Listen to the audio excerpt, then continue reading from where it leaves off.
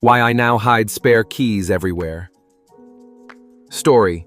Just reminiscing about that one summer's day when I accidentally locked myself out of the house, barefoot, with my 1-year-old.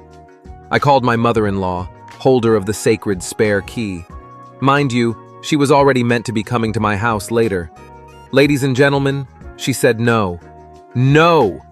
Because she hadn't showered yet, and something about not sure where she kept my spare key. I say to her, okay? She says, okay. We disconnect the call. So there I was, melting into the driveway like a forgotten ice cream, toddler on my lap, pondering the absurdity of that conversation. How did I get back inside, you ask? Well, I called my mom at work, who called my dad's work. I did not have that number. Dad left work, drove home, fetched the spare key, drove it to me, saved the day, and then drove back to work like an unwitting courier. Total wait time? 30 minutes. I only turned half a shade darker in that time. Roughly 90 minutes after that, my mother-in-law casually wandered over. Folks, not a single question about how I got back into the house.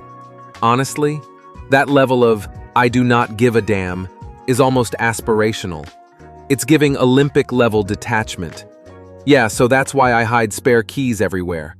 Top comment reads, you should take the key back from mother-in-law since it wasn't available during its intended purpose, getting into your home during an emergency. Another shared, I have been locked out of my own home by my mother-in-law on multiple occasions. The first time I went onto the porch to water flowers and chatted with my neighbor in my driveway. I was outside maybe 5 minutes and she didn't know where I went, so she locked the door. She has locked me out while I'm working out in my garage multiple times, to the point where I grab my car keys when she's there.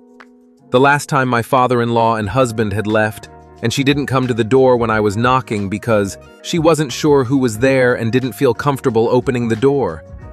I had to call my husband to call her to tell her bitch ass to get off the couch and let me in my own house. I wanted to roundhouse kick her when she finally let me in.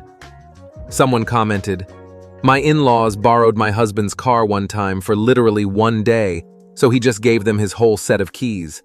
They chose to use this as an opportunity to go into our home and throw away anything they didn't like in our home. We were in the hospital with our child who was going through chemo.